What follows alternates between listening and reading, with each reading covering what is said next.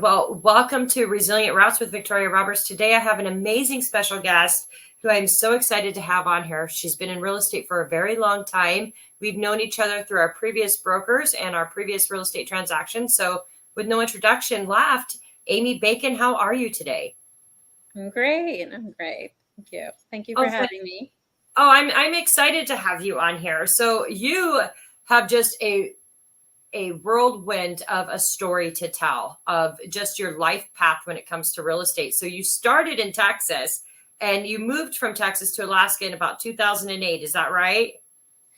No, I moved to Alaska about 26 years ago, but I Okay. got into real estate in 2008 So what brought when you? the market was crashing and everybody was saying, get out, or, get out, it's going to fall apart. And I was like, oh, I'm going to go do this. And Yeah. Well, what better time to jump in if it's falling apart, right? You can fix it. right. Yeah, exactly. Well, and Yeah. if this is the worst it can get, this is the best place to start because you can just go up, right? Exactly. Well, and how did that look for you? Because you came in 2008, right off the cusp of all of that stuff, as we're right in the heart of it, and to be a new realtor in that time frame when we were having the mortgage bust and those 40-year notes, interest only smart loans, all that great stuff, and you had a thriving business and made it, and you're still here today. What got you through those challenging times for newer realtors that might be getting in the market, say today? So I would say I didn't really understand that it was a challenging time. I just was like, I prayed about it. I felt like God wanted me to go in that direction. And I was like, I'm just going to by faith do it. And I only had $4,000 in my bank account. And of course, my part of the mortgage was, quite a bit. And I only had so long to make it. So, um, okay, help me to keep me on track here. So what did you do to make it in that world where so many people Oh, were able to list their homes? They were overpriced in their homes. They bought them overinflated. And we're kind of seeing a little bit of that today coming off of the heels of COVID. How did that, what did you do to infiltrate that market and maintain it to where you're still here today? I used other people, I leveraged with other people's listings and I marketed their stuff and I got leads and I just worked those leads and I just worked all the time. I didn't go home. I just worked in the morning till nighttime and I just constantly followed up and stayed focused.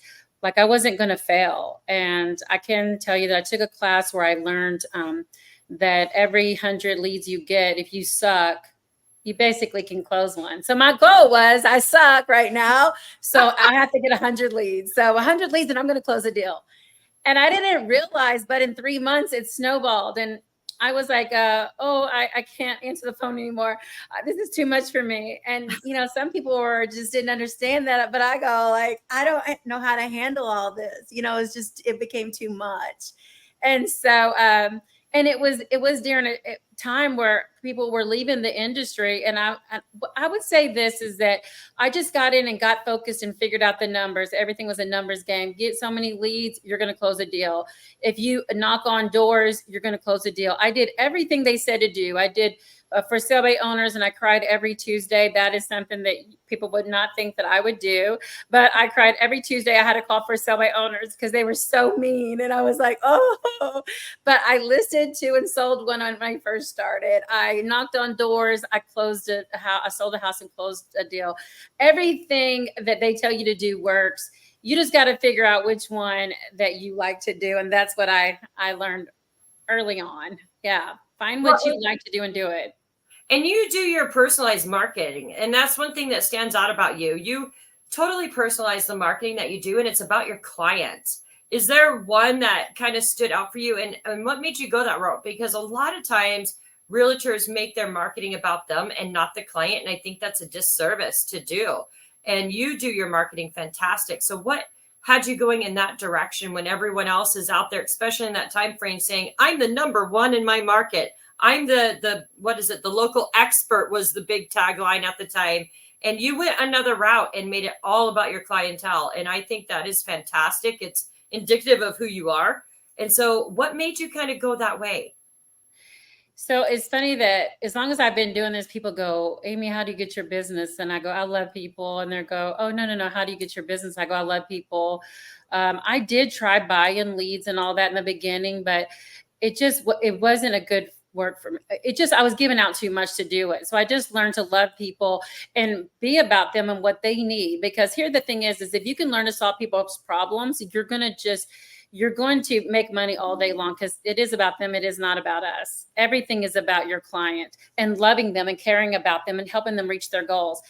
But, and I also tell people, this is one of the things I tell my clients: you're not hiring me to be, because I get a lot of referrals, and I go, you're not hiring me to be your friend. You're hiring me to get you to your goal. I want to be your friend and earn that. But my first number one priority is to get you to your goal. So I may have to have a fierce conversation with you and tell you that this listing is priced too high, or you need to paint your wall, agreeable gray or something instead of purple or red, and telling them that I've had lots of people give me listings that they've had another realtor's been on the market for 9-10 months, and it all goes. Here's the thing: it's the same conversation.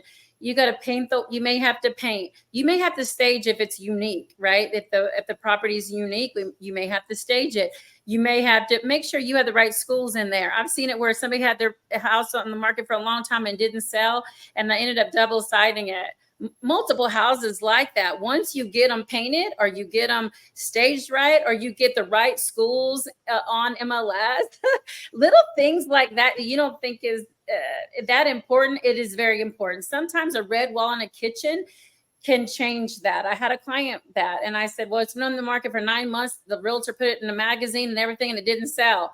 I said, you have to paint the wall. And she didn't want to paint the wall, but I got her to paint the wall. And then I ended up double siding it that weekend. 2 days later, 9 months on the market, it was a red wall. So I love it. Yeah, it's finding out what the clients need and being, and also I say this is that finding out with clients, like, what is it that you love about your home? What made you buy this home, and what do you love about your neighborhood? And because if you can do that and you can have them write it out, sometimes that's the very thing that somebody in Florida has to move here. You know what I mean? Move to Alaska. Oh, yeah. And you go, oh my God, I love to go and bike. I love to go on trails. I like to go fish, or I don't. I like to be downtown. You know what I mean? Like, I want to be close to the coastal trail. That might be an important thing. What do you love about it? And I focus on that. Focus on loving people, bragging about them, giving them, prizes, give away prizes. Love it. I like to say, at the end of the day, just love people. Make it about them. Well, and that's what's going to make nobody cares if you're number one. Really, we're us Yeah. realtors. With each other, we're competitive. But at the end of the day, nobody cares about that. They only care, can you sell my home? Can you sell my home? Please just sell my home. 100%. And for you, it just started out just having those honest conversations. And like you said, sometimes you're going to have those fierce conversations. How did you feel when you had to have your first fierce conversation? Did you get butterflies? Did you just take that 30 seconds of courage and be like, listen, I'm looking out for my client as you do, and you market that way. I got to have this conversation. And as scary as that can be to have it, it's very well worth having. As you said, you've double-sided because of that. Oh yeah. Multiple times double siding it. Because once they get it, you can find the buyers once everything's right. Narrow down the question again. I'm sorry about conversation. No, sorry, I rambled on. The first conversation. How did it feel to do that first fierce conversation? Because people are afraid to talk and afraid to honestly, it's very scary. But in the beginning, when you have no money and you barely can make your bills, and you're like paying for signs, and you're paying for photography, and you're trying to pay for all this marketing, and you're just broke. And then, you 3 months later, you're still on the market, or 6 months. On my first 6 months, my listings were on the market. And I was like, oh, well, I don't want to. They keep telling me that they're not going to, this is their bottom line, and they're not going to go down any further. They're not going to do this. And I was just scared. I mean, was like, oh my God, I just don't want to lose them. I need the money. That's how I was feeling. I was Yeah. real. I didn't want to. But after you go through that and you've lost money and you've kept things on the market for a long time, you know that you don't want to do that anymore. And so to me, it's like this. My goal is to sell your house in the first weekend, the first 3 days, and 30 days the most, right? Because and to do that, I need you to do these things, because if we do all these things and we're a good steward over it, then it's going to happen. And if it's not, it could be location, it could be that we're priced a little bit too high and we just adjust it a little bit. But we do everything in the beginning. That's what I tell them. Do I have clients that fight that? And no, because everybody they know or their family has told them different, and somebody else, it worked for them. And I go, okay, well, that's okay, because I'm gonna be right here when we come out of the fire when it don't work. You know what I mean? And So well, and in regards to that, I'm going to throw in a question that I actually did not give you beforehand, but it kind of goes along with this because, realtors, especially newer ones or ones that have been in the business in the last 3 years and through COVID when it was really fast, they're now having these fierce conversations, and they're now realizing they have to run their business as a business, and that, you know what, you might not mesh with everybody, and you might have to fire that client, or no, you don't want to fire them in the middle of a transaction. We don't do that, but you're just not meshing and you can't give them what they're needing. How did you adjust to that in your business and telling certain clientele that, you know what, I don't feel I'm just for you, and letting that client go so they don't drag you down so you can continue to lift up other clients? I don't have that problem too much anymore, because now I have a lot of wisdom, been through the fire. But in the beginning, well, after I let people kind of mistreat me for a while.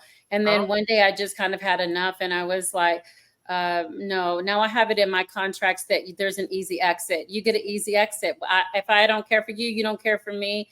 And I tell people, I go, because I want you to like me, and I want to like you. But if you're mean to me, we're not going to be in contract. I don't allow people to be mean to me or abusive to me.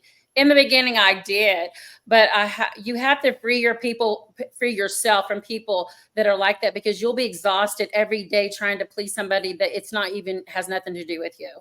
And the first time I ever let someone go, I didn't charge them anything. I just let them go because they would just be a better fit with somebody else. But I haven't had that problem since then. But I had 1 year where I go, I need to do this, and I need to. It's a business decision, and it's kind of like with your kids going to school, and if it's not a good score, a good fit, or they're around the wrong people or crowd, you may make a decision to move your child into a different place. That's how I feel like. We're just making a good decision. We're not a good fit. But a lot of times too, if you're not a good fit or you feel it right off, like you're interviewing, you could always reach out to somebody in the industry and give them to somebody else. And I have done that. I have done that a couple of years ago, a couple of times. I've reached out to someone in the industry, and I go, hey, can you take these people? Because and at the time I was sick and I was going through surgeries and I was going through a lot of stuff, and these people were a lot more work than I could handle at the time. So sometimes when you're going through a lot and somebody else is a lot of work, it's okay for you to hand them off to somebody else. And so that's the first thing you'll want to do, is hand them off, so that way they have a good experience and a good handoff, oh just yeah, and because you don't flow with somebody doesn't mean somebody else can't. exactly. We're not going to be everybody's flavor of tea, right? Sometimes we're that shot of whiskey to them, and they need to move on to better planes. And you can collect that referral fee, that residual income coming in from it, which is really important as well, because it comes back trifold. So I love that you do that. I also know that you are a military relocation specialist. So let's talk about that for a little bit, and the importance of how that is important in your business, and why did you become a military relocation specialist? What made you focus on that? I have family that's been in the military. I personally am not in the military, but anybody who'll sign their name, and I don't know why this is always emotional when I talk about it, but it is emotional for me. But I go, if you'll sign your name to a piece of paper that you'll give up your life and fight for a bunch of people that you don't even know, and this world is mean and bad, and you know what I mean? And so I have like this big Yes. heart for military people, and I'm so emotional, you can tell. And so I have kind of like stumbled in even with the homeless military and helping them. They go through 6-month program to help them get their life back together, and I teach, and I've kind of been promoted. I don't know, I've been doing it like 7, 8, 9 years. I don't know how many years I've been doing it. Then they promoted me and give me more cities, and I speak more often and stuff. And so um, I love the military. I got started because, I don't know. I just was curious in the beginning, I think, but then I started learning that you have to have knowledge about the properties and what'll sell and not sell, or what they can buy and what they can't buy, and what they can finance, because the VA loan program does not finance everything. And then sometimes people call and is like, I want to buy this and this and this, and I go, well, you can't, because these, you know what I mean, the different Yeah. things. You have to have the knowledge.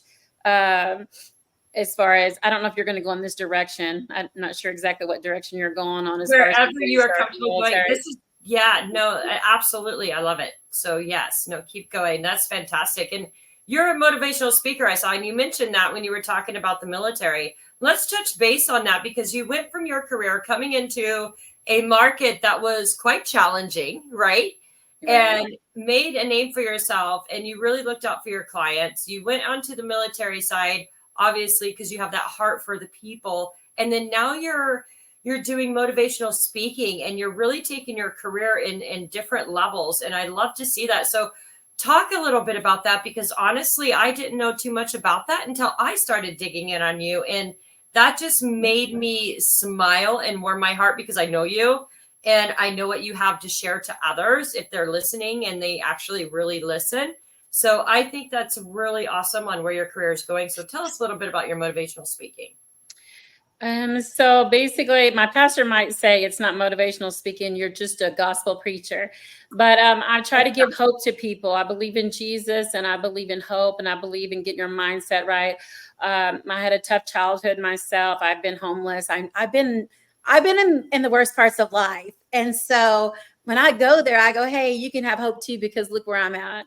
And consistently, I've been able to stay where I'm at over the years. And I tell them, it's just getting your mindset right. And that's in everything that we do. And that's what if you're homeless, you're going through a mindset thing. People might say, oh, it's because they choose to do that, or they're doing drugs, or they whatever.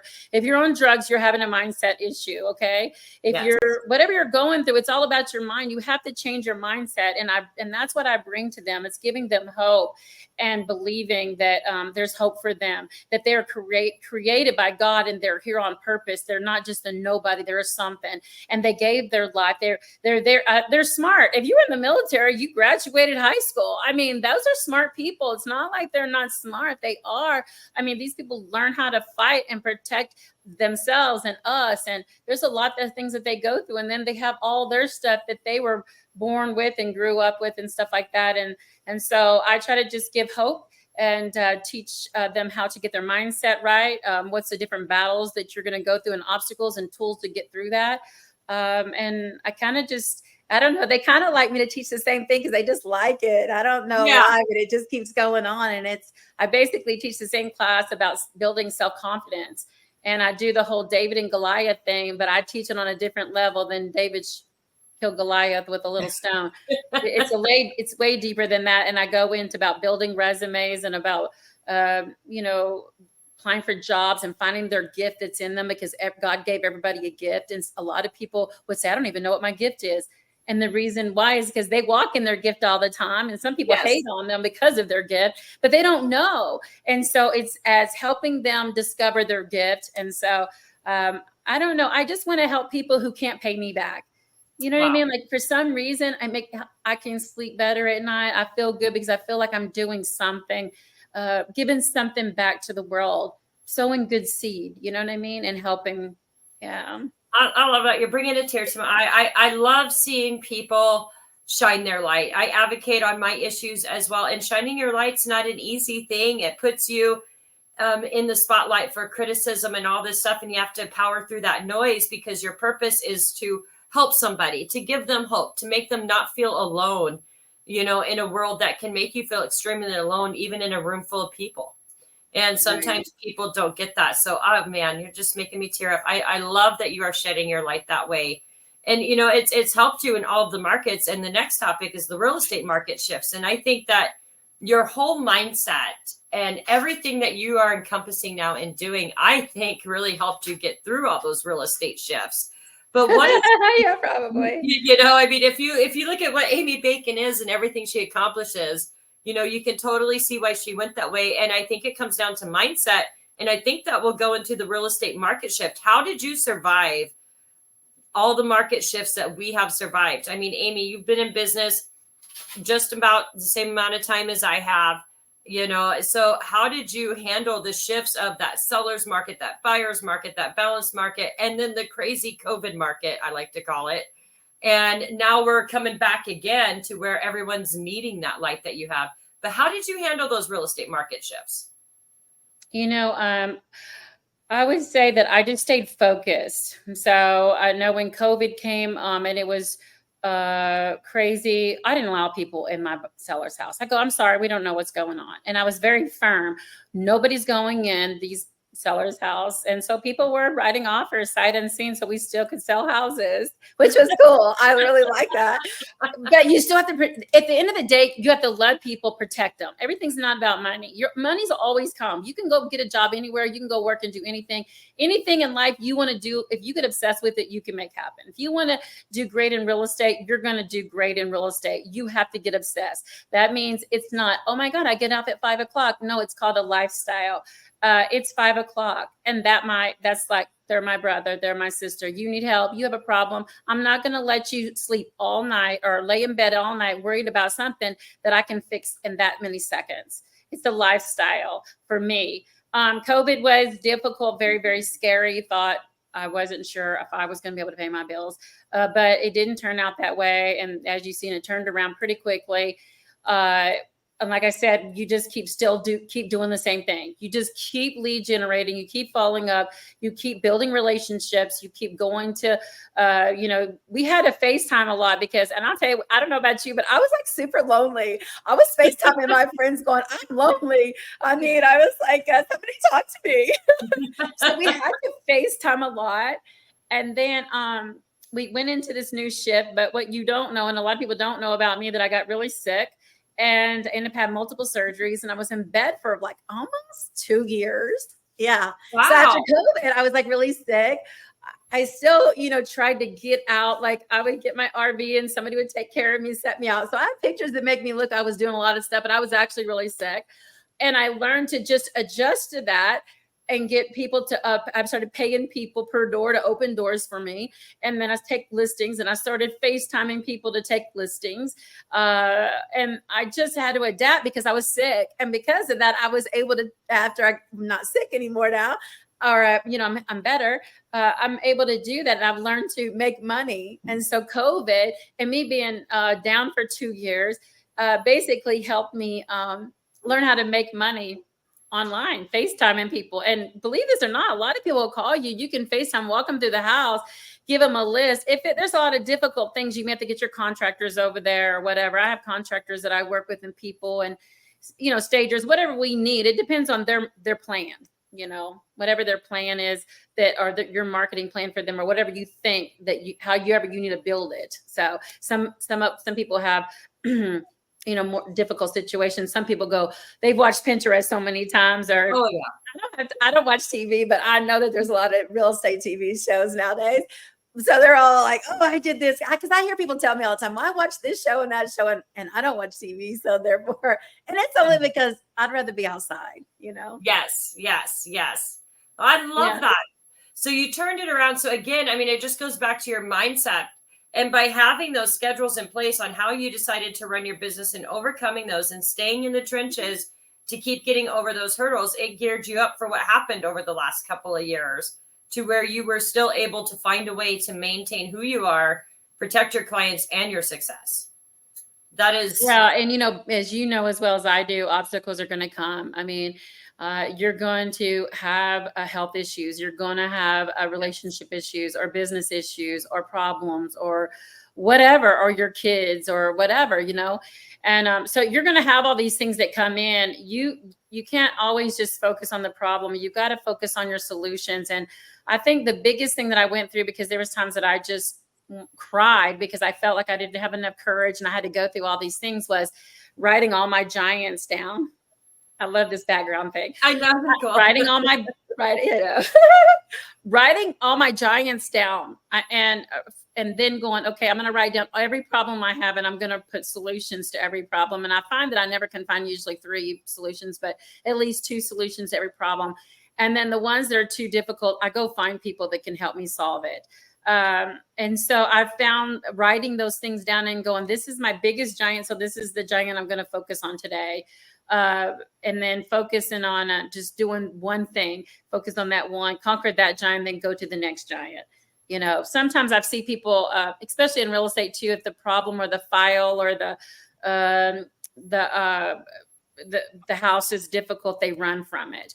I had one time where somebody killed himself, right? And Oh, wow. and this file was a referral to me, and I go, why do I always get the tough stuff? I just get the easy referrals, you know. And it was just and you had asked me a question about, or I think in the email about marketing and about that it's every marketing is different for every house, because if somebody, you know, this extreme thing, which does not happen in a lot of houses, but if it does, you just don't overreact. You just go, this is what we're going to do. And you're going to find somebody to buy a house because everybody's not scared of that. You can't be scared if there's a problem. If there's a problem, even on a file, if there's repairs and the seller said they're not going to, but then you can't close, then you already said that they would, and you still go back to the seller. You go back to the seller and say, well, we can't because there's no money. What can we do? Let's figure it out. Let's find a solution. Don't just walk away. Find a solution. I had one time where when I was a new agent, and this is like a story of, it was like a $400,000-$500,000 house, like our average price range. And the lender wouldn't, they wouldn't close her. So then I went to another lender, and then they wouldn't. And the lady was crying to me, and I was like, no, I'm going to find somebody. I was so determined. I was like, I'm going to write down every lender there is, and I'm going to call every lender till I find somebody. And sure enough, I found somebody, and they closed her.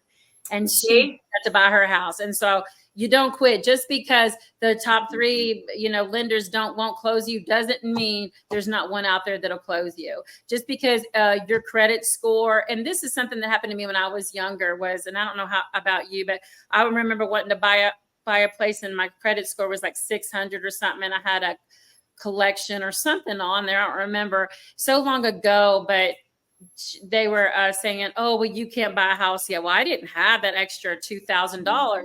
But what I found out later, that, you know what, as long as the lender says it's okay, that could be part of your closing costs. Pay that off. We're qualified. You don't have to worry about it. It's off of there, blah, blah, blah.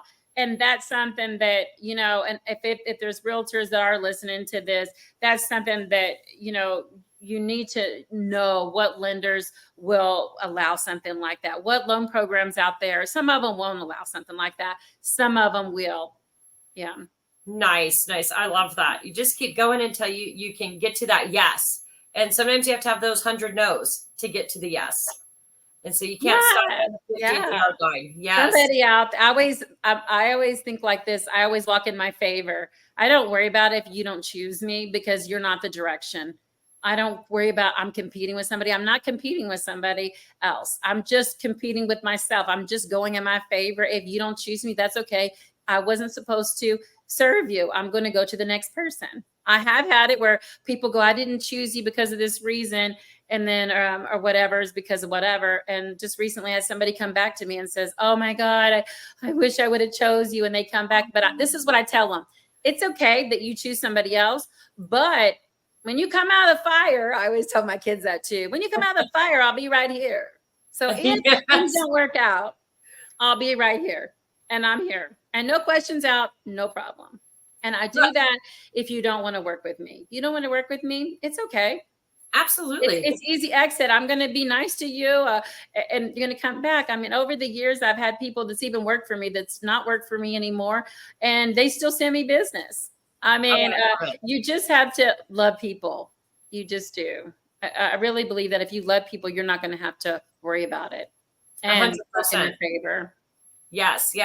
And so to wrap it up for some of the realtors out there, I know I have some newer realtors that are watching this and they're going to be watching this podcast. And when you get to that 3rd year, 2nd year mark, and you've had no boundaries put in place, and you are running 24/7. You don't put your phone down and you're getting burnt out. You have family or friendship obligations or whatever you have. You have a life, right? And no longer do you have a life because it's all real estate related. So you're stressed out, you're burnt out, and you're like, man, I don't think this is for me, but you love real estate. And it's that mindset of trying to set boundaries. What advice do you have for realtors that are at that second, third, and fourth year of why it's necessary for yourself to set boundaries? And it's okay. Business isn't going to die because you set a boundary. I don't think you need to call it a boundary. I don't necessarily call it boundaries. Everything should be in your calendar. So if I have a dinner date or if I have a coffee, I'm in a meeting. If you coach your clients all the time and says, I wake up at this time, I go to bed at this time. If I will get back to you, if I don't get back to you right away, I will, and I'm going to get back to you as quick as I can. The only reason I don't respond pretty quickly is if I'm in a meeting. And everything, you're in a meeting. If you are feeding your newborn baby and you're feeding your baby from 2 to 3 or 2 to 2:30 or whatever, you're in a meeting. You may be an emergency meeting, okay, because your baby's doctor might need to be changed or whatever, whatever, but you're in a meeting. Everything in your calendar is, and your family is just as important. If your time to cook dinner, you like to cook dinner and eat with your family, and I like to have dinner with my family or whatever. The thing is that from that time you go, I cook from this time to this time. I can show you a house after this time, or I can show you a house before this time. And if you can't, then I have a showing assistant or somebody else I can pay $30 to, or whatever it is. I say $30, but whatever somebody's going to charge you to go show a house, then you just do that, right? It's okay to let somebody else help you. It's okay to leverage. I always say, just put everything in your calendar. That's probably your best advice I could give you. You put your family time and your me time in your calendar as well, so that way it helps run your day. So you don't. Yes, when you work out at the gym, you have a meeting. Because the thing is that working out or yoga or whatever, or prayer or going to church, all those things are who you are, and they build you to who you are. One thing is not better than the other. It's all of it works together to become who you are. So you don't want to go, oh, I'm going to not do this. If you keep not doing some things, you may not have a marriage anymore. If you don't do certain things, you may have high blood pressure or high cholesterol or whatever. There's certain things that you got to do. And real estate's the same way. If you don't follow up every day or you don't lead generate, guess what's going to happen? It's going to snowball too. You're not going to have any business. You have to always be working and having different systems, because all of them don't come from one system. And I can tell you, you're not going to be a top agent if you're waiting for that one person to give you that one A team or whatever. You got your people, that one person to send you 2 deals. Okay, well, they're not always going to send you 2 deals. You need to have an A team. You need to have, all your different systems, and you need to love those people and those different systems and stay in touch with them and follow up. I love that. And I love that you put your personal appointments in your calendar, because you're right. In real estate or any entrepreneur, you grow to the level of your personal life. They go hand in hand. So you need to put it on your calendar to ensure that you're running your business and you're running your life. And then it becomes balanced naturally because you have it on the calendar. You're in meetings. There's still meetings, whether there are meetings for real estate or meetings for you. There's still a meeting. I love that. It's your life. This is your life. This is your life, and selling real estate is wonderful and amazing. I mean, there's a lot of times it is very hard, and there are problems and there's obstacles, and then you just got to have to, deal with it. And sometimes you can't react. You may say, I need to get back to you tomorrow. And because responding, sometimes just, laying in bed and just thinking about it, and then the next day responding to whatever problems you have. So I think real estate is a lifestyle, and you have to balance it. You just do. And if you're going to be successful, and The other thing is you can do events, you can go to dinners, you can go to Easter egg hunt and invite all your A team or a bunch of your clients and say, I'm going to be here. Hey, if everybody wants to go, you can come. You can invite them so they can be a part of your life. So that way that's lead generating right there. You're like, okay, we're all going to Easter egg hunt. I'm just letting y'all know, hey, this is where I'm going to be if you want to go. And I make it love a lifestyle. If you just don't like people and you don't like doing that, well, maybe you shouldn't sell real estate and go, be on the slope or something and hide behind a computer or something. I mean, it's okay Yes. to do that, but if you're going to be successful, you're going to have to learn to, like you said, set boundaries, put it in your schedule. I Love love it. yourself because, yeah, you don't want to have a breakdown or a burnout. No, no. And it's so easy to happen in any industry, but in real estate, it really is easy to happen because it can overtake. I know it did for me throughout my career at times too. And so setting those limitations, you're right. When you say boundaries back to me, it makes me cringe. It does. It's that word, but limitations, setting limitations for yourself so that way you're incorporating your self-care in there is extremely important to maintain your career Yeah, and to love keep that yourself. longevity. How are you going to put a smile on your face if you're like, oh, I don't want to be here. I don't want to. Yeah. Yeah. Yeah, I mean, you have to. And that's Oh, something that I learned early on. You always have to smile when you're talking. You have to people want to be around happy people. They do. they do 100%. I mean, just like right before here, I started setting me time now that we're talking about that. And I did a 12-minute Pilates class just to get my energy back up. And because it's midday here. And so it's like, you get that morning rush and then midday, you're kind of like, oh, it's time to Netflix and chill. And it's like, nope, you're not done. Get that energy up. And so it's definitely important for self-care for longevity. You would be surprised at just a 30-minute bike ride or 20-minute bike ride or just going to the dog park with the dogs for 30 minutes or whatever it is. That 20 to 30 minutes is huge. Because Yes. I'm one of these kind of people that work, work, work, work. And then if somebody will try to make me go and do something else, I have to put something in the calendar. I have to have things to look forward to. And you were talking about being motivated. What motivates me most is just having things to look forward to. So if you write your calendar out in October, I do my business plan for the next year. So I put in my vacations and you know what I mean? Like all my little adventures or different Yes. things that I want to do. And it's like every week I like to do something new, go somewhere new, go see something new, or maybe learn something new. What am I going to learn new this year? What would be fun to maybe learn? Doesn't mean I'm not always going to do it. I just want to go check it out. Have things to look forward to. Those things will motivate you really quick to earn more money. If you go, oh, I'd like to have this, and this, as far as finances, right? That motivates me. If I go, oh, I'm going to go on vacation with my kids or the grandbaby or whatever, that motivates me. I'm like, I got to hurry up. I got to make some money because I need extra money so I can go Yes. and be with my babies. You know what I mean? Oh yeah. I got It's a new grandbaby. I don't know if you know, but I have a new grandbaby coming.